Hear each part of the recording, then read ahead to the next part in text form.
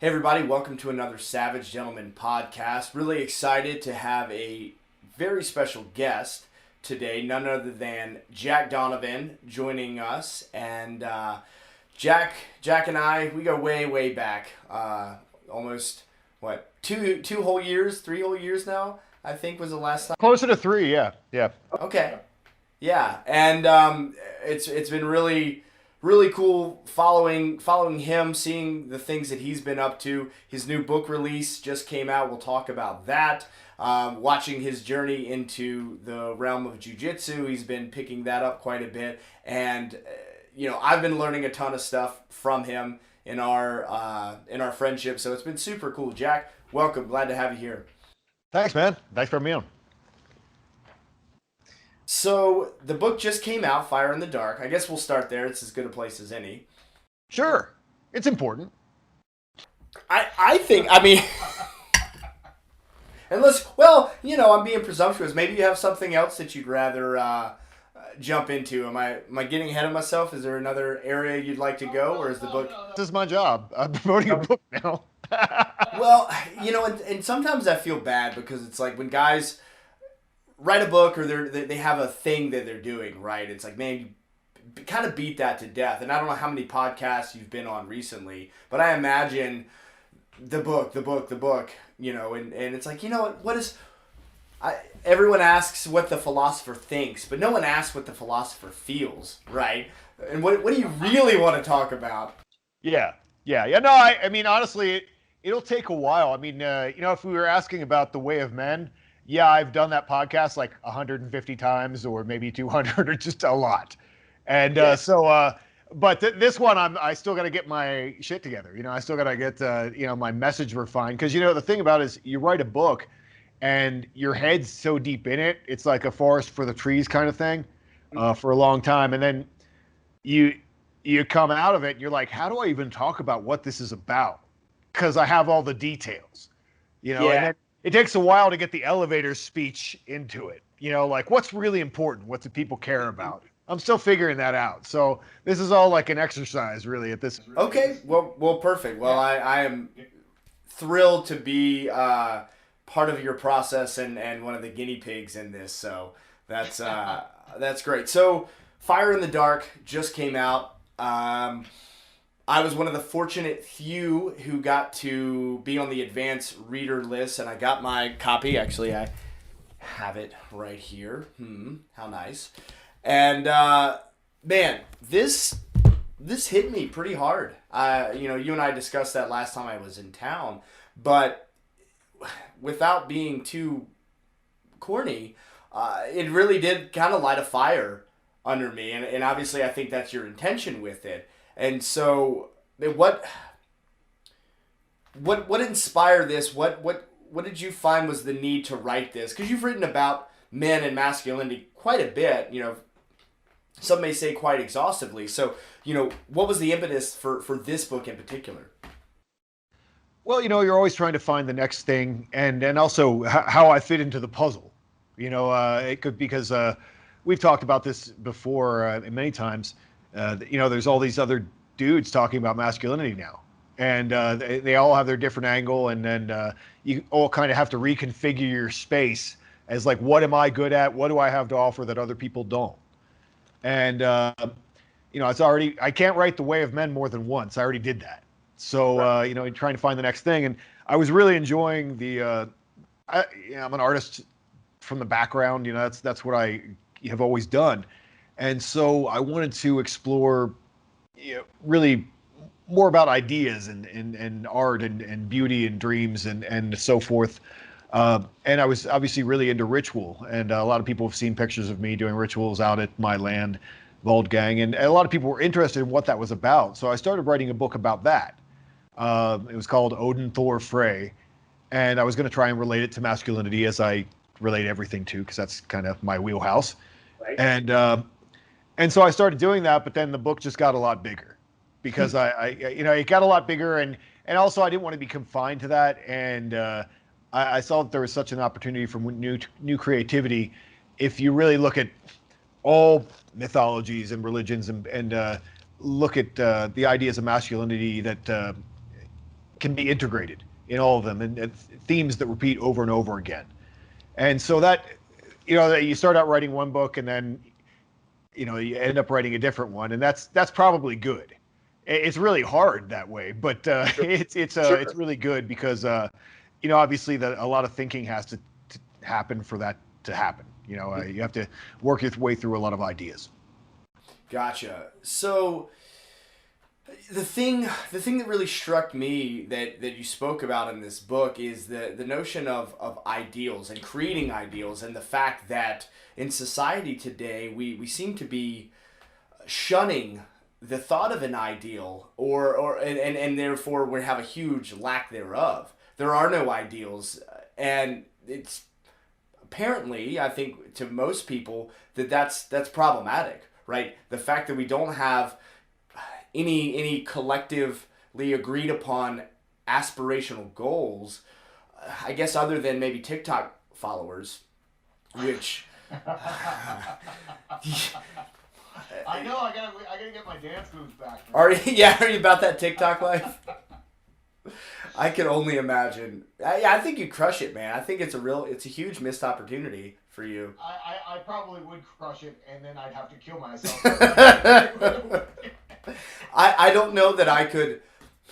I may be able to look myself in the mirror, because of all the sweet internet money that would be coming in. I don't know that I could look my friends in the face, though. I think that would be the hardest thing. What you do then is you just find new friends. There you go. Now you're. That's what people do. I mean, that's the Los Angeles solution to that problem. There.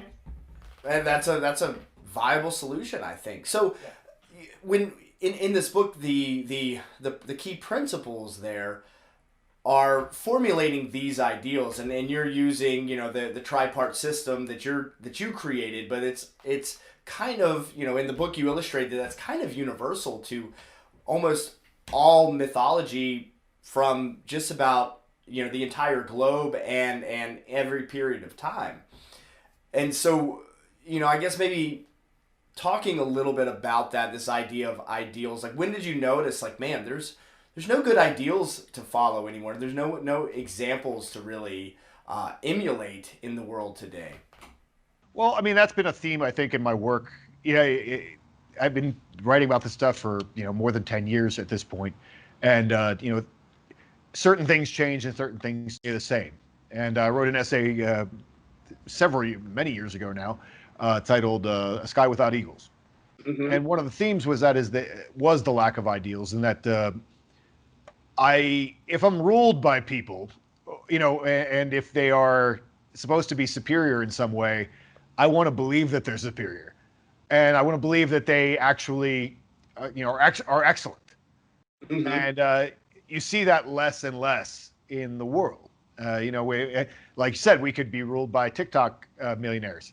I mean, that's a perfect example. It's like, no, I mean, if I want to be ruled, I'd rather be ruled by like Navy SEAls and dudes who have been at the high end of things for a long time. Sure. And I'd rather see guys who are better at doing all the things that I wish I could do. Or that all the things that I want to be better at, they're really good at them. And we just don't see that.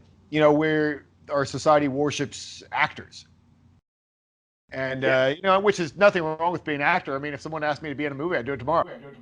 Sure. But, and there's a tremendous amount of skill. I mean, it is an art. It is a craft that takes, a long time to cultivate. I mean, there is something to it. However, I think we do conflate the characters with the actual, the actor themselves. And, hey, I'm sure Brad Pitt's super cool, but he is not Achilles. You know what I mean? Or right. Or whomever, he portrayed in the movie. He's not Tyler Durden, as much as we'd like to believe that. Exactly. They have they get to, I guess, just absorb all that glory that they are really, it's like they did one thing for 30 seconds and they're like, cut! And then they go sit in somewhere for 3 hours and then they come back. I mean, that's, if you ever, I know you've been on a movie set recently, and I've been on one a long time ago, and it's a lot of standing around, and then things happen for a second and then goes back to standing around. Yeah. And it's not like Achilles is running through a battle like tearing things up. That's not real.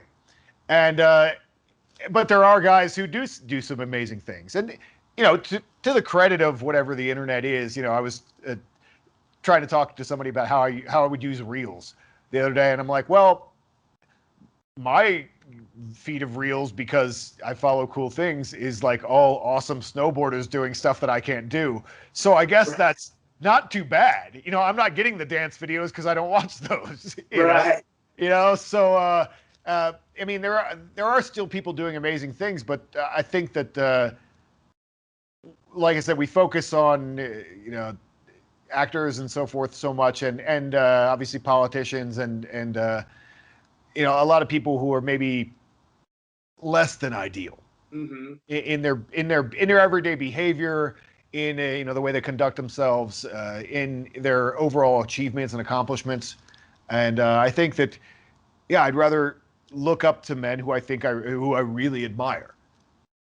It's almost as though things have shifted to where it's almost the more negative attention someone can garner, the higher their social stock is, right? So it's less about what they're accomplishing and what feats they're actually doing, and more about, man, how much are they stirring up the hornet's nest? How much shit are they flinging on the wall? And then now these people are the ones who are getting the most attention and the biggest following and the highest reward. And so we're creating a real negative feedback loop, it seems, and have been for quite some time, where it's like, man, the guy who's out there crushing it and kicking ass and doing right by his family and society and all these noble efforts, you barely even hear about. But the person who is, making up, all these faults within the world and finding every chink in everyone else's armor, and those are the ones that seem to be elevating to the highest levels, seemingly, and maybe not, maybe that's just perception, right? Because it's the loudest voice that kind of gets heard. But I don't think, and tell me if you think I'm wrong, because you delve into this, I don't think it's that far off the mark. No, I think you nailed it with the loudest person. The squeakiest wheel gets the oil, and that's really what's happening. And you and I both, I think, have made a choice of how much of that we want to do. And how much we're comfortable with. And you have a sense that I could get a lot more attention really quick. Sure. But no, undoubtedly. At what expense? I mean, I've always thought, what do you want your legacy to be? How do you want to conduct yourself? I've always thought, you tell me I can't get a PR agent and get on some talk shows, because I'm pretty sure that I could have, especially when The Way of Men came out. Or I could go hard against feminists online and make a big name for myself and get a whole bunch of stuff written about myself and whatever. It's not that hard. All you have to do is just be like, hey, I want some attention, and start like banging on some drums and poking at people. And, if you're reasonably interesting and you have anything going on, something's probably going to happen. Because most people just want to hide, right? And so, anyone who wants attention will get it, but it's not necessarily good attention. Yeah, I struggle with that because some might argue, and I guess it depends on how you measure success, right? Because if it's purely based off of financial gain, then it's like, well, you and I are idiots. We are complete idiots for not. We both are screwing up so bad. Right. Like we totally have, if that's your metric, right? But for me, I look at it, it's like, man, there's gonna come a time where my children are gonna be old enough where they can go back and they can read the articles that I've written, the interviews that I've given, the podcasts, the videos that I've made, and they're gonna be like, "What, dude? What's going on here?"